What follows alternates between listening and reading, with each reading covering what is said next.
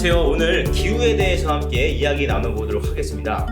2018년 여름 기록적인 폭염이 있었는데요. 여러분들도 너무 더워서 기억이 잘 나실 겁니다. 저도 너무 더웠었는데요.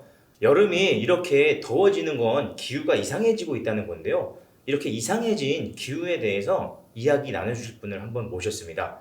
대기과학자 조천호 박사님 모셨는데요. 박사님 자기소개 부탁드리겠습니다. 안녕하세요. 조천호입니다. 저는 지난 30년 동안 국립기상과학원에서 일을 했었고요. 2년 전에 은퇴를 해서 지금은 경희사이버대학에서 기후위기를 가르치고 있습니다.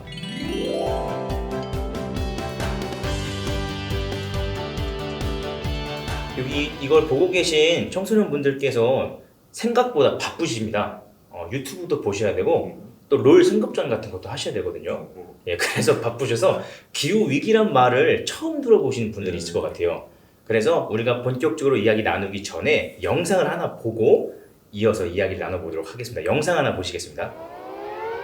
This is not a drill. My name is Greta Thunberg. We are living in the beginning of a mass extinction. Our climate is breaking down. Children like me are giving up their education to protest. But we can still fix this. You can still fix this. To survive, we need to stop burning fossil fuels. But this alone will not be enough. Lots of solutions are talked about. But what about the solution that is right in front of us? I'll let my friend George explain. There is a magic machine that sucks carbon out of the air, costs very little, and builds itself. It's called a tree. A tree is an example of a natural climate solution. Mangroves, peat bogs, jungles, marshes, seabeds, kelp forests, swamps, coral reefs, they take carbon out of the air and lock it away. Nature is a tool we can use to repair our broken climate.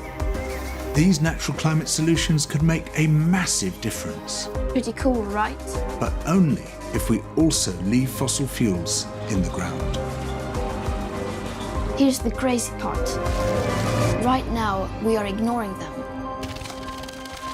We spend 1,000 times more on global fossil fuel subsidies than on natural-based solutions.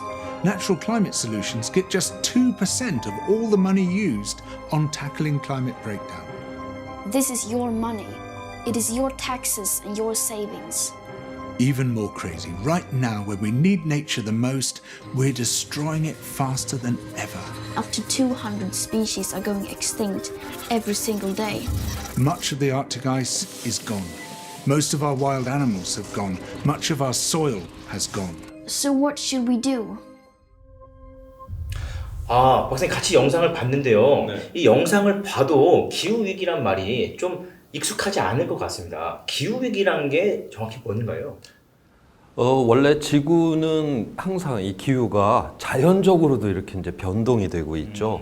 그래서 뭐 1억 년 전에 우리 이제 공룡이 살았던 그 시절로 돌아가면 지금보다 평균 기온이 한 5도 정도 더 높았어요. 네. 그래서 남극과 이제 북극에는 빙하가 없던 그런 시절도 있었죠.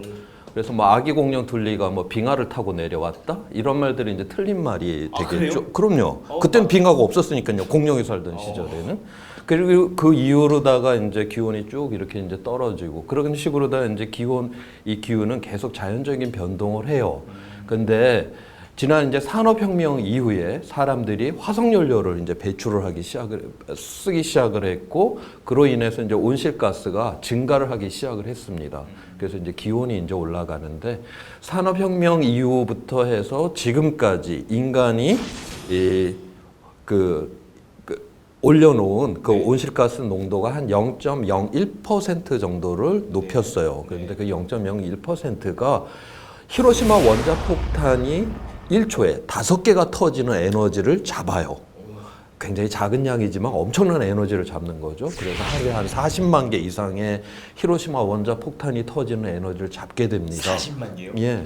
그러니까 뭐 1년, 10년 이렇게 되면은 뭐 수십억 개가 되는 것이죠. 그 정도 이제 에너지를 잡는데, 그러면 굉장히 그게 이제 큰 일이 일어나야 되는데 실제로 그렇게 큰 일이 일어나질 않죠. 그 이유는 그 많은 열을 해양에서 93% 이상을 다 이렇게 흡수를 해줘요.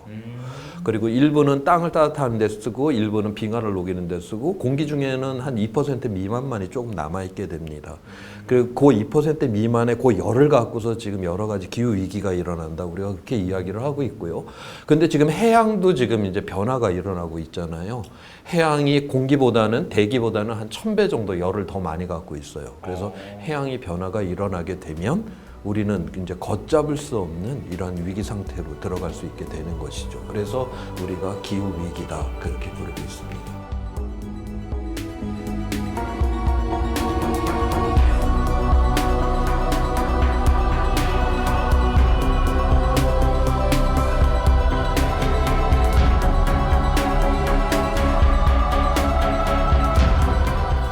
그러니까 예전에 비해서 기후가 많이 변했다 이렇게 말씀해 주신 것 같은데요. 콕 집어서 그래도 위기라고 말씀을 해주시는데 또 이유가 있을 것 같습니다. 이게 이제 우리가 이제 지구 평균 기온이 지난 이제 100년 동안에 사람이 이제 올린 게 1도를 지금 올려놨는데요.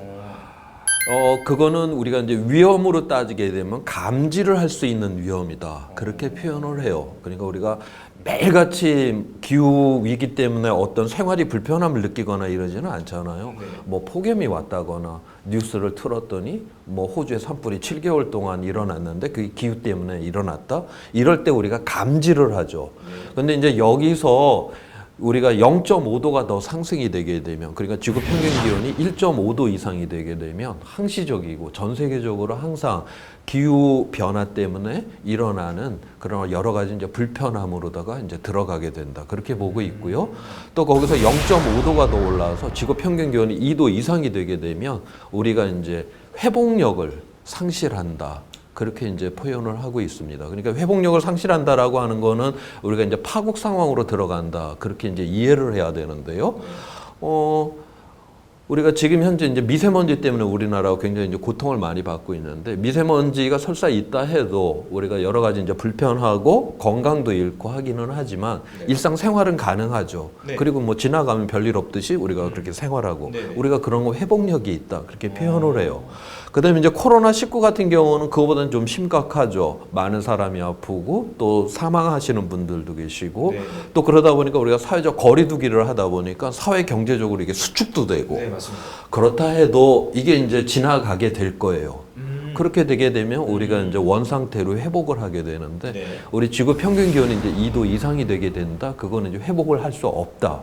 그러면서 그런 위기 상태가 계속적으로 증폭이 되는 상황이 된다. 그래서 굉장히 위험하다. 그렇게 보고 있는 겁니다. 그 이제 위기라고 이제 말씀하신 것까지는 이해가 됐습니다. 근데 이제 저희가 일상생활을 살 때 폭염이 오면은 에어컨을 틀고 너무 추운 한파가 오면은 보일러를 틀고 이러면 또 일상생활에서는 또 많은 불편함을 못 느낄 수도 있지 않을까요? 우리가 이 기온이 상승한다라고 하는 거, 지구 평균 기온이 상승한다라고 하는 거는 단순하게 온도가 올라간다. 이렇게 생각을 하면 안 되고요. 이렇게 이제 기온이 이제 상승을 하게 되면 재해성의 이러한 날씨들, 그러니까 폭염, 가뭄, 홍수 이러한 것들의 그런 발생과 그 강도가 굉장히 점점 많아지고 심해진다라는 이야기고요. 그와 함께 뭐 물이 부족하고 그런 가뭄이 들고 또 식량이 부족하고 해수면이 상승하고 해양이 산성화되고 또 거기에 뭐 생물 다양성도 파괴가 되고 우리 삶과 관련된 모든 전반적인 이러한 것들이 다 붕괴가 일어난다. 그래서 우리가 생존을 하기 어렵게 되는 그러한 상황으로 들어간다는 걸 의미를 합니다. 우리 일상에도 큰 위기가 오는 거네요. 뭐 일상의 위기 정도가 아니라 아예 이 문명 자체가 붕괴가 되는 그런 위기가 온다. 그렇게 봐야 되는 거죠. 진짜 심각한 것 같습니다. 저희가 이 영상 촬영하기 전에 학생분들께 질문을 미리 받았습니다. 그래서 몇 가지 질문을 좀 드리겠습니다.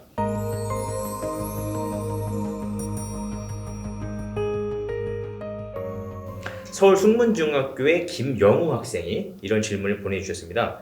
기후 변화가 일어나면 지구의 평균 기온이 올라가고 그로 인해 북극과 남극의 빙하가 다 녹으면 해수면이 높아져 아파트들이 잠긴다고 하던데 맞는 사실인가요? 이렇게 질문 보내주셨는데요. 예. 지금 이제 기후 과학자들이 이제 예측을 하는 건 지금처럼 우리가 이제 배출량을 전혀 줄이지 않고 금세기 말까지 계속 배출을 갖다가 유지를 한다라고 하면 바닷물이 한 1.1m 정도가 이제 상승할 것이다. 그렇게 보고 있어요. 1.1m 정도면 대부분의 이제 큰 도시들이 다 이제 해안에 이렇게 위치를 하고 있는데요. 그러한 해안에 이제 저지대들이 침수를 하겠죠. 그다음에 뭐 샹하이라든가 뭐 베니스라든가 암스테르담처럼 이제 저지대에 만들어진 도시들은 상당히 많이 이제 침수를 할 것이다. 그렇게 보고 있어요.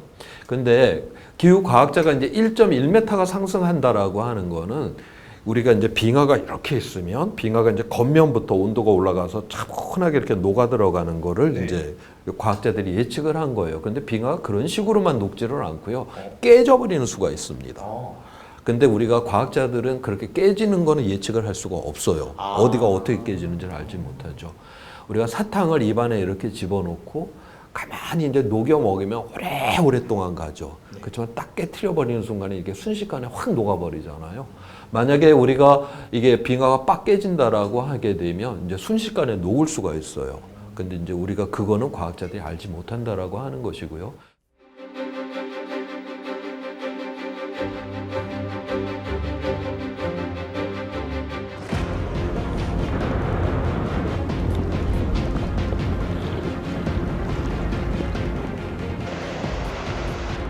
그래서 이제 깨져서 녹는 경우에 그린란드 위에 있는 그 빙하가 다 녹게 되면 깨져갖고 다 녹으면 한 6m 정도의 물이 올라올 수가 있습니다. 6m요? 예. 그다음에 이제 남극 대륙에는 그보다 더 많은 빙하를 갖고 있는데 남극 대륙의 빙하가 다 녹게 되면 70m의 물이 올라오게 됩니다. 70m요? 예. 그러니까 뭐 그린란드와 남극에 있는 빙하가 다 녹게 되면 한 76m 정도의 그런 물이 올라오게 되는 것이죠. 우리의 서울의 해발 평균 고도가 한 40m 정도로 보고 있어요. 그러니까 대부분의 서울에 있는 아파트들은 뭐 물에 잠긴다? 그렇게 이제 생각할 수 있겠죠.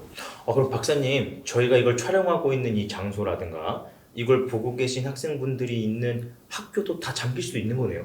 그렇죠. 뭐 이 저지대는 이제 다 잠긴다 그렇게 봐야 되는 것이고요. 뭐 산비탈에 있는 뭐 아파트나 뭐 학교는 남아나겠죠.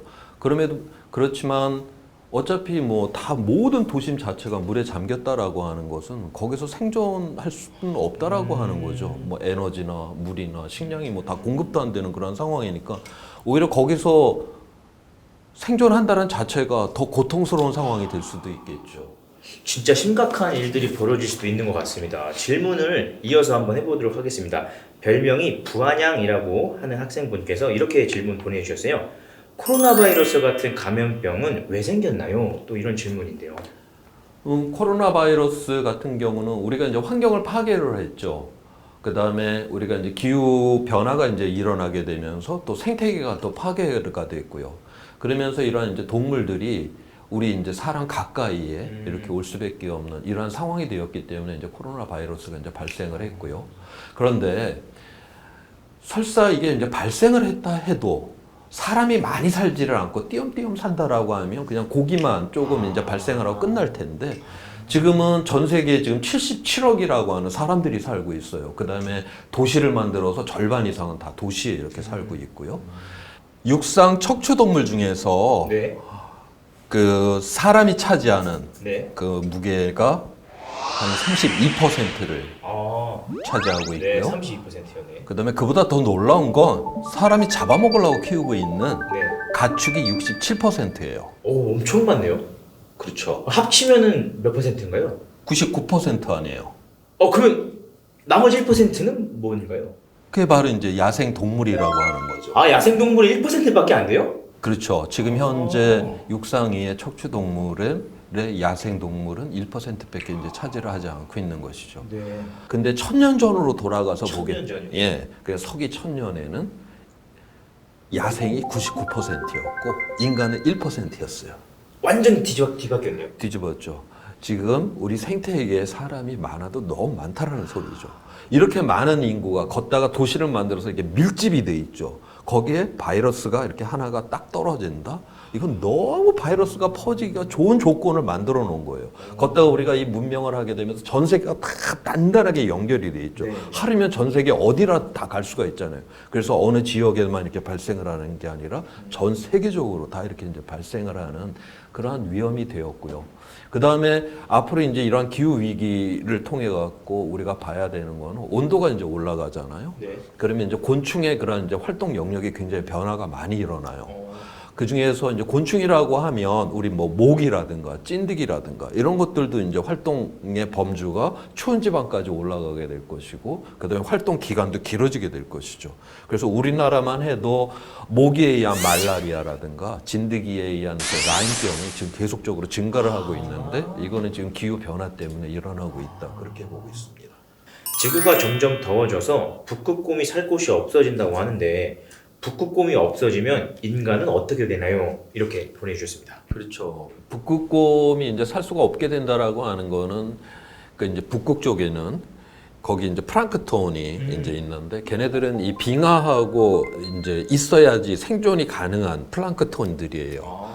그런데 이제 그 빙하가 이제 녹게 되면 이 플랑크톤이 죽겠죠. 네. 그러면은 그거를 잡아먹어야 되는 어류들, 그 고기가 이제 주로 물고기가 줄어들 것이고, 또 그거를 또 잡아먹어야 되는 또 물개 같은 것들이 또 줄어들 것이고, 그러면 또 물개를 또 잡아먹는 곰이 또 생존을 할 수가 없게 되는 이런 이제 연쇄적인 이런 생태계의 이런 붕괴가 일어나게 됩니다. 또 하나는 이게 빙하가 또 거기 바다 위에, 북극해는 바다로 되어 있는데 그 위에 이제 빙하가 이렇게 얹혀져 있어요. 추우니까.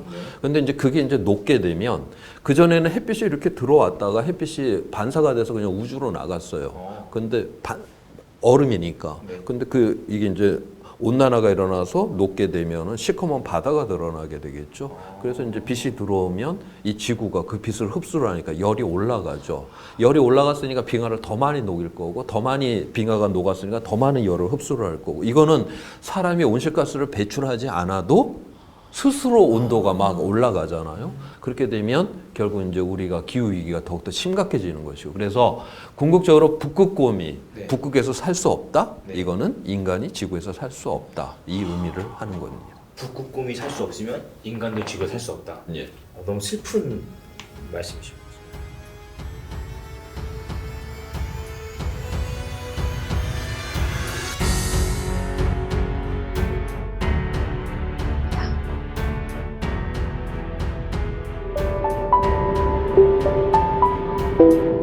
생명이 먹이를 찾는 아름다운 평화. 그러나 굶어 죽은 채 발견된 아빠 북극곰에겐 뼈와 가죽만 남아 있었습니다. 지난 4월만 해도 건강했던 이 곰은 석 달 뒤 원래 서식지에서 250km 떨어진 곳에 죽어 있었습니다. 먹이를 찾아 섬 전체를 헤맨 여정이 실패한 순간이었습니다. 북극에서 얼음이 사라지면서 얼음에서 나고 자라고 먹이를 쫓는 북극곰들도 사라지고 있습니다.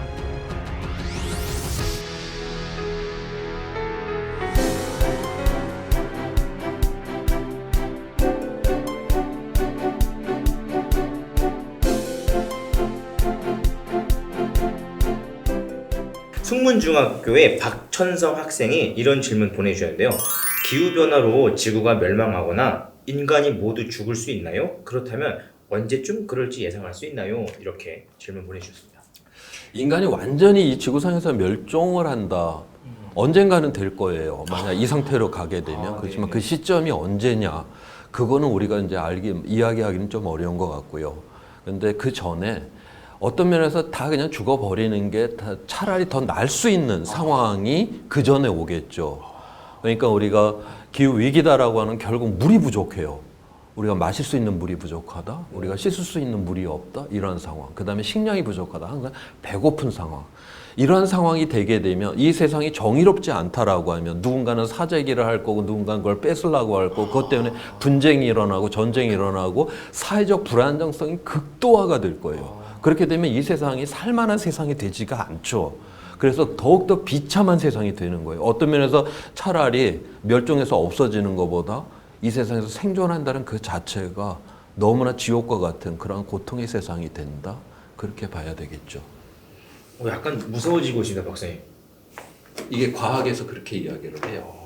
진짜 그냥 위기인지 아닌지 이 정도가 아니라 네. 정말 고통스러운 세상이 벌어질 수도 있겠네요. 결국 인간이 정의롭지 않은 세상을 만들어 놓고 있다라면 그렇게 부족한 세상 속에서 우리는 그렇게 비참한 그런 파괴적인 그런 어떤 생존밖에는 남지 않는 그런 세상이 된다라고 하는 거니까요. 숙연해지고 있습니다. 다음 질문 드리겠습니다. 청량중학교 1학년 키라라는 별명을 가진 학생이 이런 질문 보내주셨는데요. 약간 질문이 깁니다. 현 상태의 기후위기가 일반인이 실천한다고 해결은 될까요? 시위를 한다고 해도 큰 의미가 있을까요? 영향력이 큰 사람들이 해야 할 텐데 그 사람들이 심각성을 알까요? 이미 인류는 멸종의 길을 걷고 있는 게 아닐까요? 라는 질문 보내주셨습니다. 질문이 굉장히 뭐 답까지 다 포함된 그런 질문을 해주셨네요. 요즘 이제 그 툰베리라고 하는 그레타 툰베리라고 하는 이제 스웨덴 소녀가 이제 기후 위기 대응에 굉장한 이제 강력한 이제 그런 이야기를 해주는 소녀가 있는데 2년 전으로 돌아가서 보게 되면 2년 전이요? 예, 그때는 이제 스웨덴 의사당 앞에서 이제 금요일마다 골판지에다가 기후 위기를 이제 대응하라라고 하는 거로 서 있던 그냥 한 소녀였을 뿐이에요. 근데 이제 금요일마다 학교도 안 가고 거기 서 있으니까 이제 여러 사람들이 이런 이야기를 했죠. 야, 차라리 그 시간에 공부를 열심히 해갖고 네가 커서 기후 위기를 해결하면 되지 않겠니? 근데 이제 그때 이 소녀가 이제 대답을 했던 게 어차피 내가 어른이 되게 되면 이 세상은 기후 위기로다가 살기가 굉장히 어려운 세상이 되는데 지금 당장 이 법을 만들어줘야 되고 이걸 해결을 해줘야 되는 이런 국회의원이라든가 이제 정부에 있는 사람들이 이걸 해결해줘야 되는데 이 사람들이 지금 해결해야지 내가 할 수 있는 건 아니지 않냐. 그래서 이건 내가 커서 할 수 있는 일이 아니라 지금 당장 해야 된다. 그런 어떤 메시지를 전했죠. 그리고 거기에 이제 동조하는 사람들이 조금씩 늘어나기 시작을 했어요. 그래서 작년에 3월 15일, 2019년 3월 15일 날 그 유럽 쪽에서 그 기후위기 대응하라라고 하는 이러한 이제 집회 시위가 있었는데 그 당시 한 150만 명 정도가 이제 모였고요. 그 다음에 2019년에 9월 달에 그 클라이밋 스트라이크 그러니까 기후 위기 뭐 비상 행동과 같은 그 전 세계적인 그 기간이 있었잖아요. 그 당시에는 700만 명이 그 시위에 동참을 했죠. 그런데 그 시작은 2년 전에가 한 소녀가 스웨덴 때 그 의사당 앞에 골판지를 들고 서 있었던 거기로부터 출발했다라면 누구나 다 그렇게 이야기를 하죠. 그래서 우리가 그런 어떤 자그마한 행동들 이러한 것들은 굉장히 중요하다.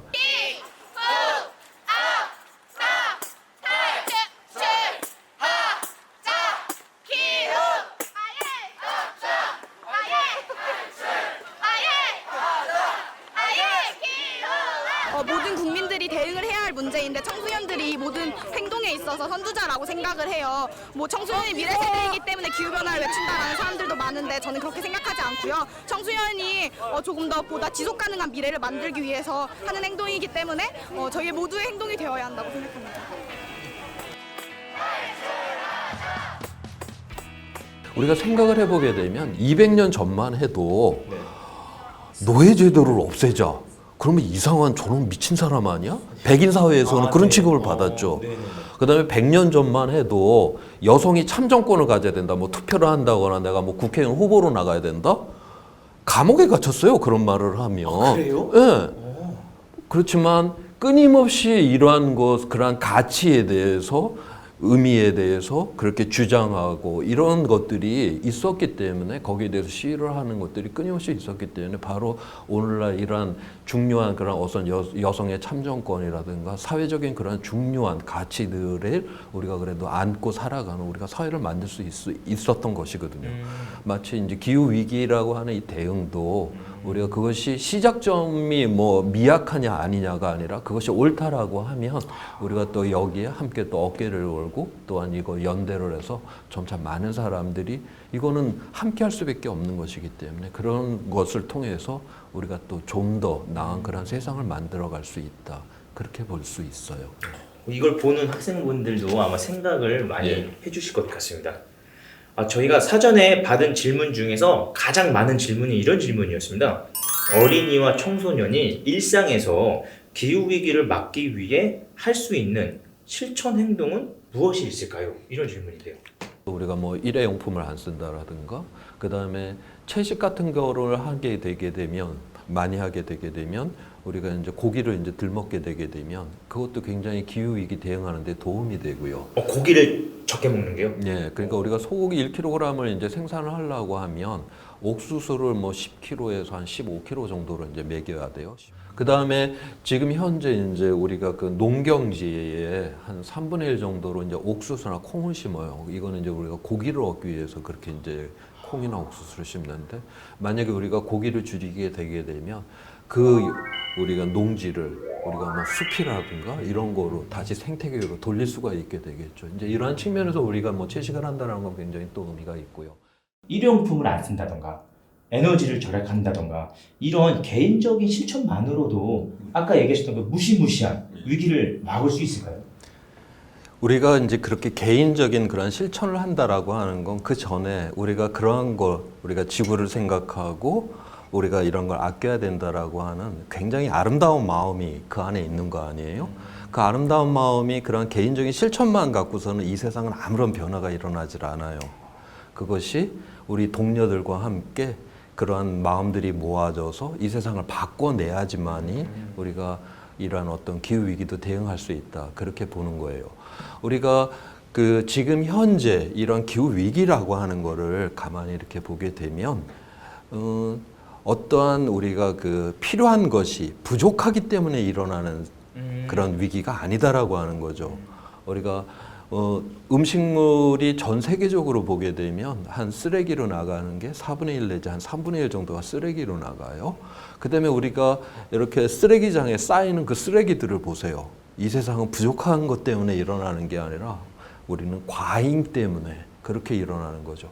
그런데 이렇게 많은 걸 쓰고 버리는 이러한 세상을 우리가 만든 이유는 끊임없이 경쟁을 시켜갖고 이런 효율화를 통해서 이렇게 과잉 생산을 하게 만들어 버렸잖아요. 그래서 우리가 함께 사는 이유는 그렇게 경쟁을 해서 자기 동료로부터 이기기 위해서, 그렇게 그다음에 과잉 생산을 하기 위해서가 아니죠. 우리가 함께 산다라고 하는 거는 서로 돌보고 아끼고 나누고 이러한 공동체를 만들기 위해서이고, 그 다음에 우리가 과잉이다라고 하는 건 지구로부터 너무나 많은 에너지와 자원과 이런 거를 빼다 쓰고 그 다음에 싸게 폐기물을 갖다 버렸기 때문에 이제 일어나는 거 아니에요. 그래서 지구는 우리가 그 한계 안에서 안전하게 이렇게 지켜야 되고, 그래서 우리가 궁극적으로다가는 우리가 그러한 좋은 감수성을 가져야 되는 것이고 지구를 안전하게 지켜야 되는 거고, 그 다음에 우리가 좋은 그런 공동체, 사회를 만드는 그러한 과정 속에서 우리가 기후 위기를 대응할 수 있다라고 봅니다. 네. What should you do? It's simple. We need to protect, restore, and fund. Protect. Tropical forests are being cut down at the rate of 30 football pitches a minute. Where nature is doing something vital, we must protect it. Restore. Much of our planet has been damaged. But nature can regenerate, and we can help ecosystems bounce back. Fund. We need to stop funding things that destroy nature and pay for things that help it. It is that simple. Protect, restore, fund. This can happen everywhere. Many people have already begun using natural climate solutions. We need to do it on a massive scale. You can be part of this. Vote for people who defend nature. Share this video. Talk about this. All around the world, there are amazing movements fighting for nature. Join them.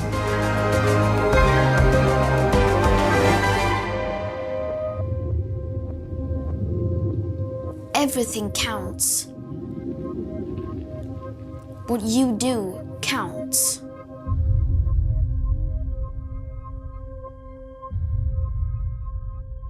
오늘 이렇게 박사님 모시고 기후위기의 심각성 이야기 나눠봤는데요. 보시는 분들도 아마 실천을 하시리라 결심을 하셨을 거라고 생각하는데요. 이 내용을 보시고 여러분들 꼭 주변에 친구들에게 많이 공유해 주시면 좋겠고요. 오늘 들은 내용도 주변 친구들에게 이야기해 주시면 좋을 것 같습니다.